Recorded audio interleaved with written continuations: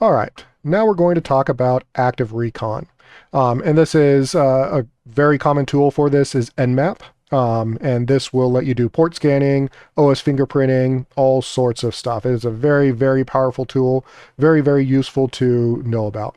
So active versus passive reconnaissance. So passive reconnaissance, like I had mentioned last time, you don't talk to the systems. You're just using online sources, public information, doesn't require any authorization, uses tools like Shodan or the Harvester, that sort of stuff. Active reconnaissance is actually sending data to the target. And this is where without a clear authorization and scope of work, you can run into issues with Computer Fraud and Abuse Act and things of that nature. Because even though you may not be breaking into a system, you're still testing all the doors and windows and kind of knocking on everything to see what's listening. Now, it's a legal gray area because since you are not actively exploiting anything, you are not specifically breaking into the system, but sometimes the act of actually knocking on the door is enough to trigger increased interest from law enforcement and others. So active reconnaissance only happens when you have a clear rules of engagement for a scan. Don't just do it on random systems. But this is real-time, accurate, it's current state, so it's whatever is getting reported back by that particular system. It's direct probing of that target infrastructure. There's tools like Nmap, Nikto, Netcat, Masscan. There's a lot of tools out there. Those are just a couple of them. So Nmap. This is the standard for network discovery, security auditing. It's pre-installed on Kali. A lot of Linux systems will have it. If not, it's easy enough to install. But it will do service detection through scanning a particular port and specific system. It will identify like the service banner, so Apache version or OpenSSH versions. It can also link it to the CVE databases to see is that particular version vulnerable to specific CVEs. You can do port scanning, which a lot of you are familiar with, but this is where you can identify TCP and UDP ports, which may be open or closed. It can do several different types of scans. So there's a SYN scan, there's a connect scan, there's an ACK scan, a UDP scan, or a FIN scan. All those different scans are designed to bypass IDS and firewall systems that may be preventing that particular type of connection. It also has the NSE scripting engine. So there's several scripts for vulnerability detection. So you'll use this, and then there's also another program that we'll end up using called OpenVAS, which will do vulnerability detection. And this is built into it, and it works. It just is not as robust as other tools out there. And then finally, you can output your Nmap results to terminal or XML, greppable or formats, that sort of stuff. And so XML outputs can be imported into Metasploit or other tools that can then be leveraged to automate a little bit more of the scanning process. So a couple of Nmap scan types, dash S, capital S, lowercase s, capital S, will do a SYN scan, which is it sends a SYN packet, and it will either receive a SYN-ACK, which means the port is open, or it will receive an RST, a reset, which means that it's closed, doesn't complete the handshake. It's just sending out a whole bunch of SYN packets and sees what comes back. It's fast, but faster and quieter than a full connect. It does require root. It is the default scan type, and that's a way to really scan it. But a lot of times systems will start to block, or firewalls or IDSs will block just a lot of SYN packets coming from a particular host. So there's a TCP connect scan, which is where you try to go through the full SYN, SYN-ACK, and ACK process to see if a service is connected. It is quite a bit louder because you are sending that acknowledgement back, and it's a little bit slower, but it is a way to do it. There is also that TCP ACK scan where it just sends the ACK packets to map those firewall rules. It doesn't determine whether or not anything is open or closed, just filtered or unfiltered. And there's also unusual flags that you can add in there. There's the null or the fin flag. You can also do an Xmas scan to go scanning through all of it. And then also going back into the middle, there's that UDP scan. So this is specifically for UDP ports, and there are a lot of services which run over UDP, DNS, SNMP, TFTP. And so using UDP scan will allow you to identify those particular ports and see if those are up.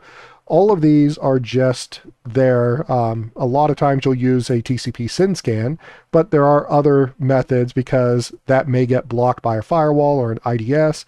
And so there's multiple other methods out there just in case you need another way of trying to scan things. So looking at some of the Nmap commands. So if you want to do just a quick host discovery, and it does support the CIDR notation, so that's why there's that /24 there.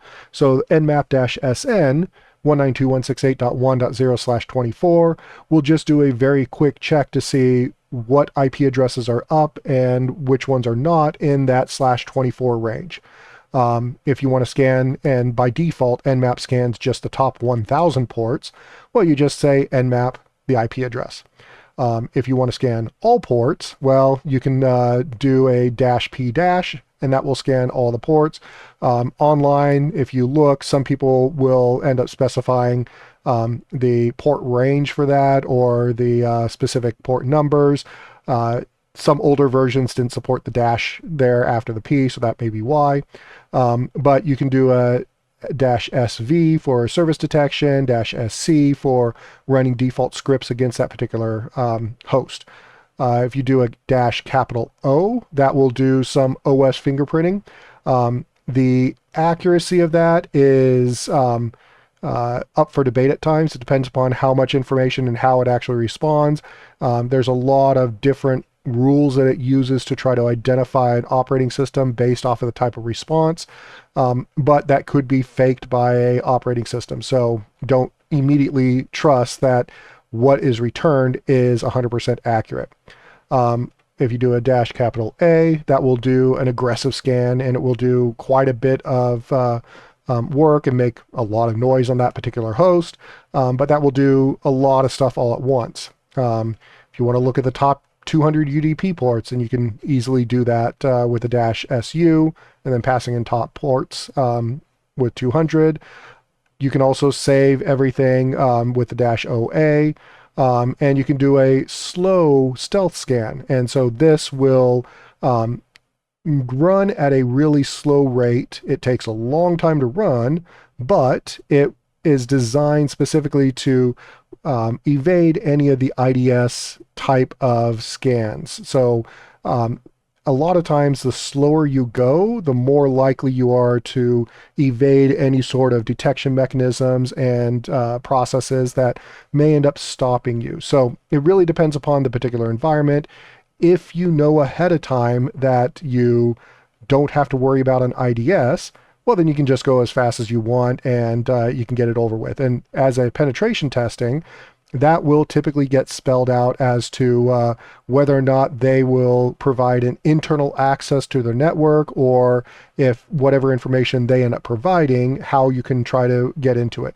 In some cases, they may say, okay, well, your goal is to try to find out this information and see how functional our IDS is, so we're not going to give you any extra information. We want you to just try to identify the information and see if you get stopped. And whenever that happens, then you just mark it down, you take screenshots, and you log everything.